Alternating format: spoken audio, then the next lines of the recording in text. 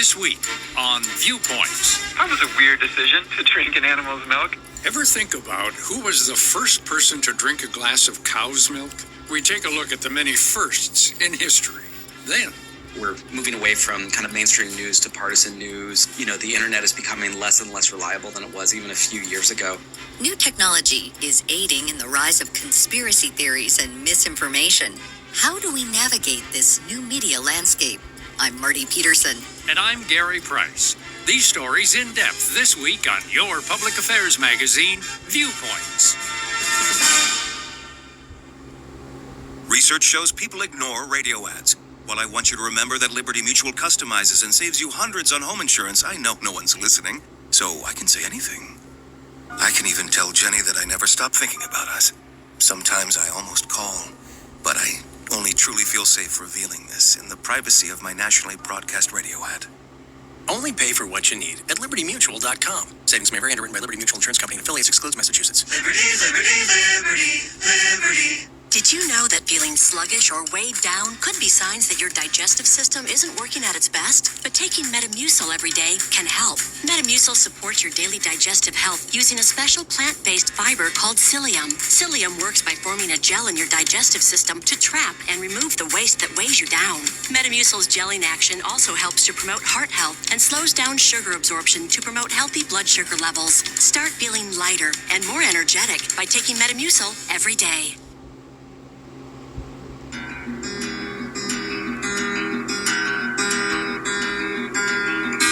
Have you ever wondered who was the first person to drink milk from a cow, or who became the first person to undergo surgery?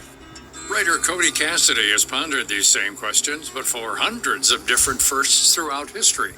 Cassidy says that each one has a unique story. For instance, if you were diving in the ocean and came across a muddy shell not knowing what it was, would you crack it open and slurp down the gooey sludge inside?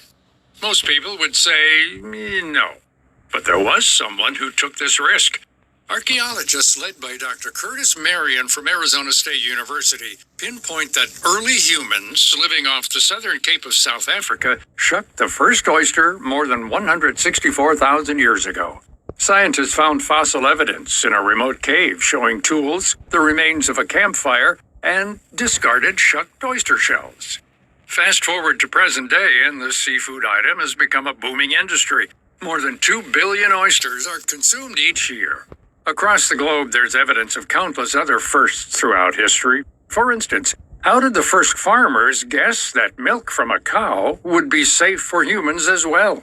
It turns out that right about the time of cattle domestication, which is around 10,000 years ago in Mesopotamia, there is evidence that people drank milk because shortly after that is the first time that adults could drink milk. This is sort of when lactose tolerance became. Prior to this, everyone in the world was lactose intolerant after they were children. So we can actually see when the first time this person had drank milk is, or at least geneticists have been able to narrow this to a fairly small window. Cassidy says that many of these firsts were unintentional discoveries and mistakes made through curious experimentation. One of these blunders led to the creation of beer by an early group of hunter-gatherers in the Middle East more than 15,000 years ago. Archaeologists believe that some rotten gruel made what we consider to be a light lager today. They made a watery granola or a gruel and simply left it out in the sun. And yeast would have fermented it within a day or two into a mildly alcoholic beverage, what we would call a beer. And this person, who I called Osiris, had the courage to drink it. And when she did, it was really changed the course of human history, because beer can be made from cereals, of course, and cereals are also a food. So when she started gathering cereals intensively, the rest of her community, called the Naftuthians, began gathering cereals intensively. This led to farming. So it was really one of our greatest discoveries, or at least most consequential discoveries, and it was made entirely by accident. Another accidental invention was the bow and arrow. Cassidy learned from Dr. Miriam Hadel, an expert in paleoanthropology, that it was first created for entertainment and leisure more than 64,000 years ago. It wasn't until years later that it was transformed into a weapon. Scientists at Duke University are credited with discovering the first death by bow and arrow. skeleton remains show that it was an elderly male Neanderthal struck by an arrow in what is now present-day Iraq. It's theorized that he may have still been alive after the arrow pierced his chest, but died within weeks from infection or lung collapse. Some of the other more gruesome firsts are medical inventions, such as the first basic brain surgery, which Cassidy says took place more than 7,000 years ago in eastern France. The two really fascinating aspects of this is that not only how invasive this first procedure was, which is surgeon carved through the scalp with an obsidian blade and then shaved through the skull, but not only did the patient survive, which they can tell by looking at the edges of this wound, and you can see that there's been some healing on the bone, but he might have actually been performing good medicine, because this procedure has been found in a number of different places throughout the world. And this procedure is performed modernly with different tools, of course, and it's called a craniotomy. And it's when somebody suffers like a severe damage to their skull and need to release pressure from bleeding within the brain. And so there was a lot of wartime going on. There was a lot of wars at this time, a lot of injuries. And in Peru, they found this procedure was performed frequently when there was evidence of skull fractures. So there is certainly evidence that he was performing good medicine. In prehistoric times, this surgery was usually done with sharpened tools made out of stone or wood. The fact that early humans could figure out that creating a hole in the skull after injury could actually help someone by alleviating pressure is remarkable, especially since it's a surgery that's still performed in hospitals today. We know the Egyptians used it to wash their bodies. They're some of the first that we have evidence of using it to wash their bodies. But really, it's sort of been a 4,500-year process of us understanding how great soap is at removing pathogens, germs, and viruses from our hand. It really didn't understand it until we had the microscope and could actually see these things. To find out more about the many other firsts throughout history, like who had the first case of smallpox, or who invented clothes, check out Cody Cassidy's book, Who Ate the First Oyster? The book is available online at Amazon.com or can be requested at your local bookstore. Check out links, additional resources, and all of our past guests at viewpointsradio.org. For more behind the scenes, visit Viewpoints Radio on Instagram, Twitter, and Facebook. This segment was written and produced by Amira Zaveri. Studio production by Jason Dickey. I'm Gary Price.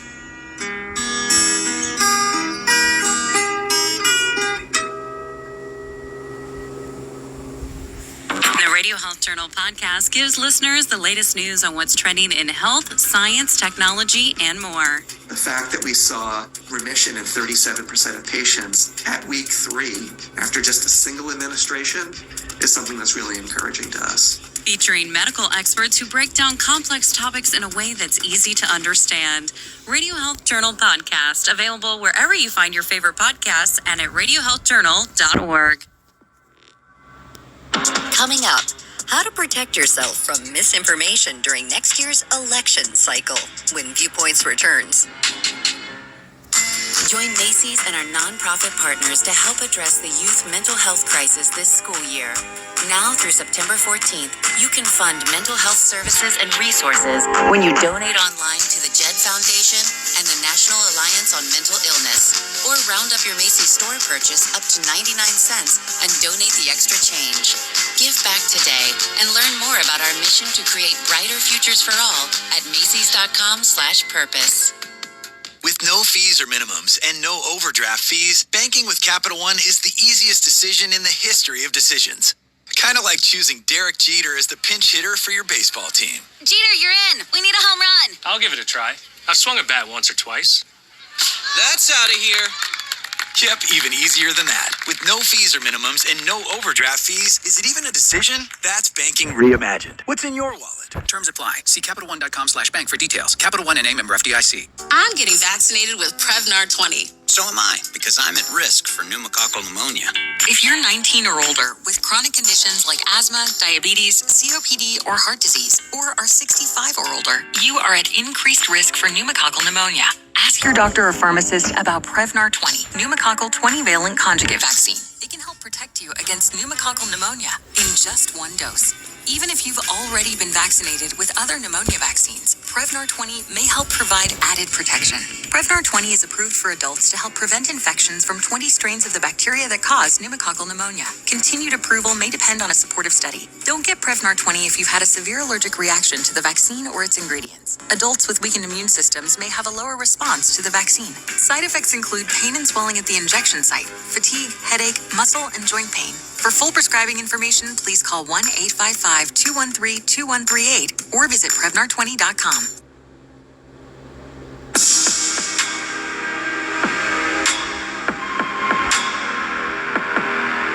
Go deep enough into the internet, and you're sure to find a number of conspiracy theories on just about anything and everything. These narratives can sometimes be more innocuous, such as the bizarre internet theory that singer Avril Lavigne died in 2003 and was replaced by a body double. But they can also be dark and dangerous, often downplaying mass tragedies as staged or unfairly targeting specific groups of people by religion or race. But one thing these theories all have in common, they lack any substantial evidence and fall under a broader category of misinformation. While these wild narratives may seem to be a new phenomenon, cultural historian and writer Colin Dickey argues that they've been a recurring theme in our culture for many years. His new book, Under the Eye of Power: How Fear of Secret Societies Shapes American Democracy, chronicles the history of conspiracy theories in America. But what exactly is a conspiracy theory? And why does it have the potential to develop into something so dangerous? Dickey says to answer this question, it's key to understand the difference between a conspiracy theory and an actual conspiracy. When I started looking at the difference between conspiracies and conspiracy theories, I tried to focus on actual conspiracies as a benchmark, things like Watergate or Iran-Contra, something like that. And usually with an actual conspiracy, there's a specific crime that they're trying to accomplish. And there's almost always sort of low-level functionaries who are involved because these things take a lot of people. And once you start poking around in it, once you start asking questions, the conspiracy unravels pretty quickly. Dickey notes that these conspiracies tend to eventually fall apart because of the number of people involved in the cover-up. And if you zoom out further, there are likely people who are creating theories on these conspiracies. A conspiracy theory, on the other hand, tends to be something which is much wider in scope. It is not just a specific crime that's being committed. It's an idea that there is a whole network of actors who are controlling world events. So it gets very wide in scope, and it's also incredibly difficult to detect. And it's so hidden and subterranean that there's always an excuse for why it can't be unearthed or something like that. For example, his book covers several conspiracy theories about rumored secret societies. In particular, he hones in on groups that are believed to be controlling the U.S. government from the shadows. These theories have long been around, but they're now becoming more popular thanks to a more divided media landscape and greater coverage from social media platforms like TikTok and Facebook. We're moving away from kind of mainstream news to partisan news. The internet is becoming less and less reliable than it was even a few years ago. It's really incumbent upon us to both be vigilant about this. And I think for me, the solution is as much trying to understand what is driving people to embrace these conspiracy theories rather than simply just trying to, yell facts at them. I think the facts are vitally important, but it is usually not facts which persuade people. It's understanding what the kind of emotional and existential benefit is for them in believing this conspiracy theory and focusing on that instead. New technology may also increase the spread of misinformation and conspiracy theories. Algorithmic news feeds on social media recommend content for users based on what they want to see, which can reinforce pre-existing beliefs. On top of this, generative artificial intelligence technology, like ChatGPT, also poses a very real threat. What generative AI has the potential to do is reduce the costs for bad actors, whether it's them simply to make money out of clicks and eyeballs or to influence people because of politics or other types of issues. Whatever the also misleading content that is very persuasive because of its audio and visual components at a much lower cost and a much rapid time. That's Dr. Eric Nisbet, the O.N.L. Kuhn Professor of Policy Analysis and Communication at Northwestern University. His research focuses on misinformation and its effects on elections and democracy in general. As misinformation and conspiracy theories evolve, some experts are worried about the effect this may have on next year's presidential election. Nisbet says one of the biggest factors to look out for is the ongoing threat of AI-generated deep fakes. A deepfake is employing technology, modified video, modified images to take something, modify sometimes a real piece of video, a real image that actually took place, and modifying it to be false or misleading. It could be changing the words that someone says. It could be even placing in a figure, a political figure, into a scene or situation which never occurred, splicing them in, creating videos that seem real and are factual, but are completely made up. Dickey agrees that these new technologies will increase the spread of misleading information. One of the things about AI is, again, where we're heading with that is the fact that these things are not intelligent. They're just sort of, text predicting mechanisms, and thus they spew falsehoods and misinformation by course because they don't think and they don't research, and they're not a substitute for Google or Wikipedia, but they are going to increasingly corrupt and corrode the availability of, factual and objective information on the web. And I think that is going to just further enable people. I think there's a large segment of people who benefit from there not being a single objective source that people can consult on the internet. So we're in for uncertain times. But why are these AI-generated forms of misinformation so much more of a problem than, say, a fake newspaper headline? Nisbet says the answer lies in how we process and react to information as humans. How people respond to and process content, it matters. So, text content is less impactful as more immersive when it's audiovisual. Just like the difference between reading a newspaper and watching TV news, right?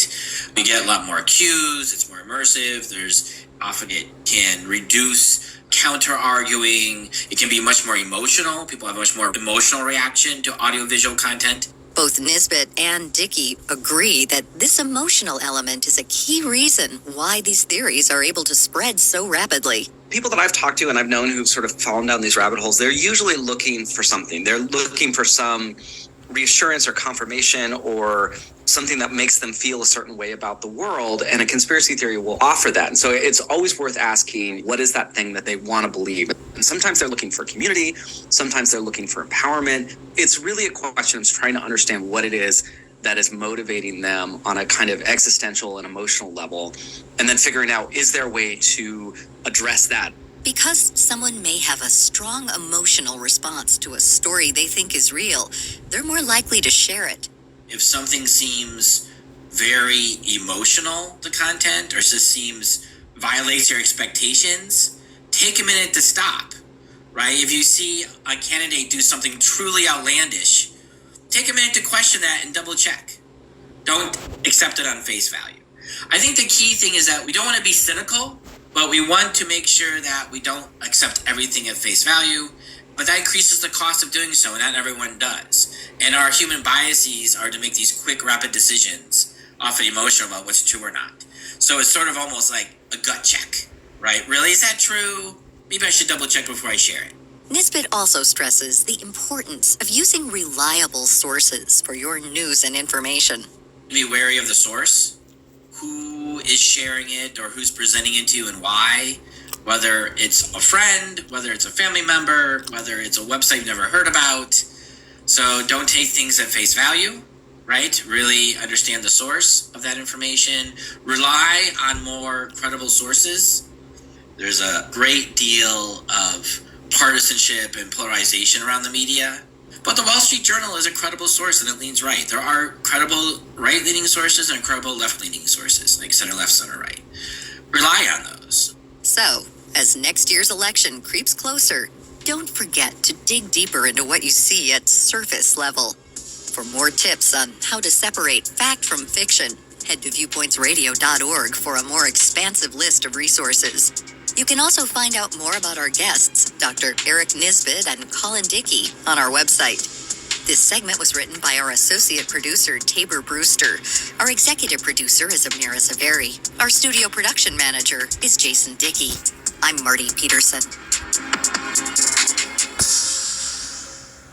Viewpoints returns in just a moment. Moments like my daughter telling me a new joke mean a lot to me. But after being diagnosed with metastatic breast cancer, or MBC, which is breast cancer that is spread to other parts of the body, they mean even more. I take Ibrance, palbociclib. Ibrance 125 milligram tablets with an aromatase inhibitor is for adults with HR-positive, HER2-negative MBC as the first hormonal-based therapy. Ask your doctor about Ibrance and visit Ibrance.com. Ibrance may cause low white blood cell counts that may lead to serious infections. Ibrance may cause severe inflammation of the lungs. Both of these can lead to death. Tell your doctor right away if you have new or worsening symptoms, including trouble breathing, shortness of breath, cough, or chest pain. Before taking Ibrance, tell your doctor if you have fever, chills, or other signs of infection, liver or kidney problems, are or plan to become pregnant, or are breastfeeding. Common side effects include low red blood cell and low platelet counts, infections, tiredness, nausea, sore mouth, abnormalities in liver blood tests, diarrhea, hair thinning or loss, vomiting, rash, and loss of appetite. This is Viewpoints Explained. I'm Ebony McMorris. Why do some planets have rough surfaces while others are relatively smooth? Researchers at Yale University and the Southwest Research Institute have teamed up to get some more answers. This new study zooms in on why Venus, unlike other nearby planets, looks so much like Earth. In our solar system, Mercury, Venus, Earth, and Mars are all considered to have rocky exteriors. This uneven surface is created when bright, fiery meteors called bolides crash into the planet, leaving behind a crater. Usually, scientists are able to estimate the age of a planet from the number of visible craters. But Venus and Earth don't follow this rule. The reason why Earth has so few craters is simple. Its surface is always changing. Thanks to plate tectonics, Earth is constantly recycling itself. Oceanic crust sinks into the planet's upper mantle and reemerges as new rock formations. This process smooths out any craters left behind by bolides. Scientists once believed that Venus had plate tectonics too, which would have explained the planet's smooth surface. But further research proved that while the planet has some tectonic activity, Venus is too hot and dry to support the same global tectonics as Earth. Now, a new study suggests an alternate theory for Venus's appearance: higher bolide activity. Study researchers explain that because Venus is closer to the sun, it experienced stronger bolide impacts than Earth, so much so that these explosions superheated Venus's core. This temperature spike is believed to have triggered more volcanic eruptions and could have been strong enough to cover up most of the planet's craters. Despite being about 4.5 billion years old, Venus looks much younger. Its surface age is estimated to be only about 500 million years old. This shrinking contradiction compels scientists to continue searching for clues around why Venus appears to be a fountain of youth. That's Viewpoints Explained for this week. More in a moment.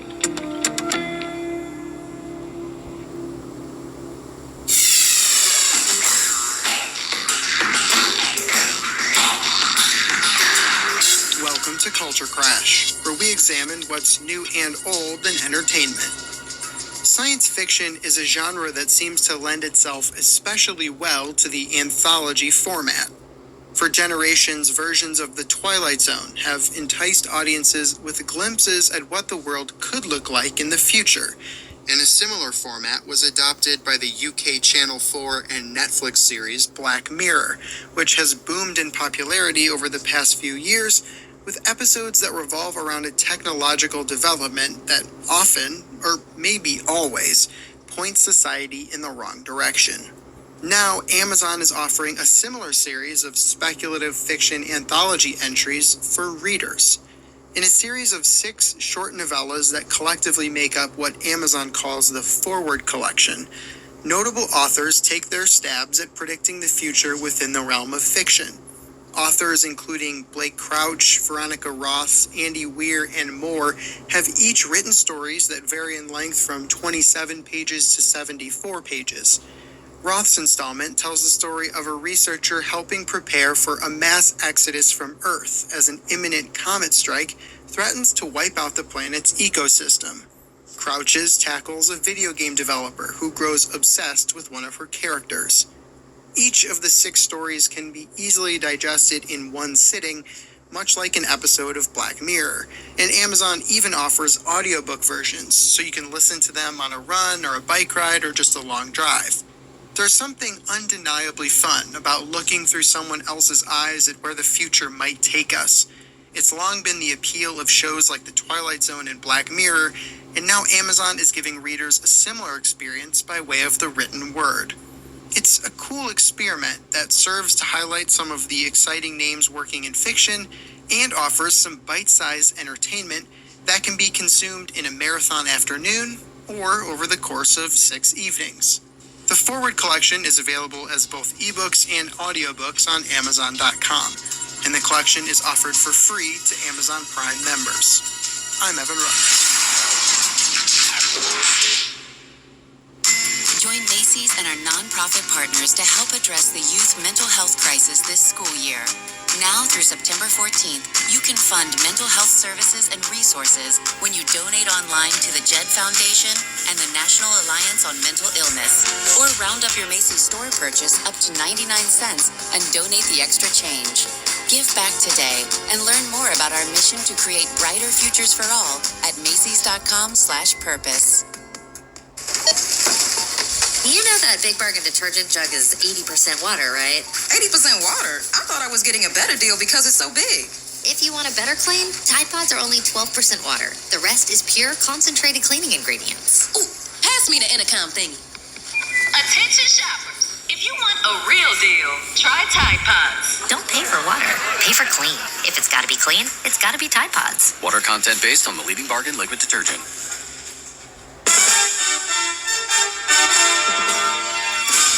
That's Viewpoints for this week.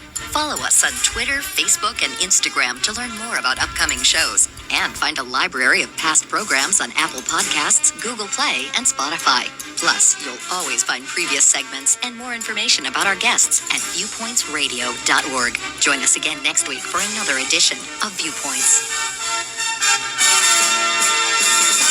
Play it whenever I want. My life, my music. Love you guys. Kiss FM. This is Radio Health Journal, a weekly news magazine with the latest in health, medicine, and technology. I'm Shel Lustig. I'm Nancy Benson. And I'm Elizabeth Westfield. This week, the hidden symptoms and stigmas that come from traumatic brain injury. People still oftentimes separate mental health from physical health. And in reality, it's really all coming from the body. Then why should you care about the evolution of humanity? Often people are being put into situations where one person in a given environment, based on their ancestry, may respond very differently than another person. All that and more this week on Radio Health Journal. Mornings were made for better things than rheumatoid arthritis or RA. Xeljanz tofacitinib is a pill for adults with moderate to severe RA when tumor necrosis factor blockers did not work well or could not be tolerated. Xeljanz can help relieve joint pain, swelling, and help stop further joint damage. Xeljanz can lower your ability to fight infections. Don't start if you have one. Before and during treatment, your doctor should check for infections like TB and do blood tests. Serious, sometimes fatal infections, cancers including lymphoma and lung, blood clots, serious heart-related events, tears in the stomach or intestines, and allergic reactions have happened. People 50 and older with heart disease risk factors have an increased risk of death. Tell your doctor if you've had hepatitis B or C, have flu-like symptoms, are prone to infections, or have ever had a heart attack, stroke, clot, or other heart problems, or swelling of lips, tongue, throat, or hives. Ask your doctor about prescription Xeljanz. Visit Xeljanz.com or call 1-844-XELJANZ.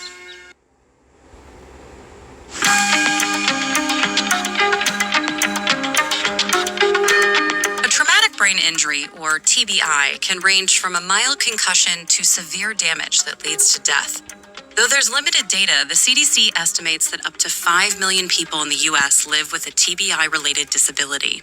While some of the effects are obvious, Dr. Sandeep Vaishnavi says some of the more serious symptoms like mood, behavioral, and cognitive changes can easily be overlooked. In terms of mood issues or emotional issues, we certainly see a lot of depression that can be directly related to the areas of the brain that have been impacted by the brain injury. And what is not well understood by a lot of people is that you can actually get to a point of having major depression, not because of just environmental factors, but because of physical impacts on the brain. Because there are certain circuits and networks that are important for mood regulation, and if those circuits are impacted by the brain injury, then the brain is not able to regulate its mood properly, and then people can develop depression. So that's a common example. Vaishnavi is a cognitive neuroscientist and a faculty network member of the Duke Institute for Brain Sciences at Duke University. He recently co-authored a book called Healing the Traumatized Brain, which dives into the more hidden symptoms of brain injury. Vaishnavi says that damage to the two frontal lobes is what typically causes mood and personality changes. The frontal cortex is involved in many of our executive functions like voluntary movement and expressive language, as well as creativity and emotions. So when there may be damage, especially to the orbitofrontal cortex, which is right over the eyes, you can think of it kind of right over here. If there's damage to that part of the brain, which unfortunately is not uncommon in brain injury, then people's personalities can definitely change. They can become more disinhibited. They can be much coarser in their personality, say things that they normally wouldn't say, kind of lose the filter that they used to have in society. That's not uncommon. While it's possible for people to gain abilities after a brain injury, like being able to speak a new language, Vaishnavi says that's fairly rare. In most cases, the damage causes negative symptoms because the complex and delicately balanced brain structure has been disrupted. And while all humans share the same brain structure, your personal experiences and genetics have shaped your mind into a complex organ completely custom to you, meaning that some people may develop mood swings after a TBI and others may start having hallucinations. Vaishnavi says it's common for people to have a lot of confusion right after a traumatic incident. But what many people don't realize is that these symptoms can also happen months or years later, depending on where the brain was damaged. Oftentimes, we think of the right hemisphere of the brain as being important in terms of reality checking. And so if you have damage to the right hemisphere of the brain, especially the right frontal and temporal areas of the brain, people can develop this lack of reality checking. So things that normally would not make sense to them start making sense. For example, some people with TBI develop a Capgras delusion, where they believe their loved ones have been replaced with imposters. So one of the things that we think might be going on there is that, let's say a patient is looking at their mother, and normally they would have a feeling of familiarity in looking at their mother's face, or love, or respect, or something like that. And they see their mother after a brain injury to the right hemisphere of the brain, and they don't have those feelings. So again, like I said, the brain loves to make up a narrative. It has to explain things. So why is this happening? Well, the brain may come up with this narrative. Well, I'm not having that sensation. I'm not feeling what I should be feeling with my mother because maybe it's not my mother. Maybe it's actually an imposter. These situations usually develop over time, and they're not always permanent. Since each brain is different, each recovery story will be too.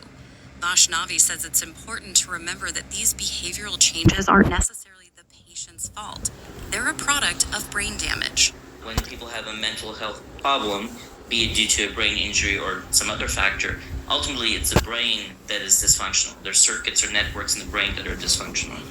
And so we don't have that kind of problem with, let's say, a person has a heart problem. We say, oh, it's their heart that is the problem. It's not them.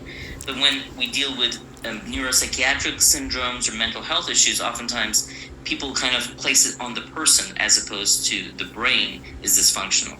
Which has led to the unfortunate stigmas surrounding mental health. However, that's not to say that behavioral issues are acceptable. Even though the patient isn't in control of these changes, they're still responsible for their actions and how they affect other people around them. It's one thing to understand the cause of the behavior changes, because of the brain injury. It's another thing to not do anything about it. So it is important to manage that behavior. And oftentimes, depending on the severity of the brain injury, if it's a more severe brain injury, you're not going to be able to necessarily explain to the person, okay, yeah, I need you to change your behavior. It's really through your behavior as a loved one. What do you attend to? What don't you attend to? How do you respond to what the brain injured person is doing? In addition to these individual practices,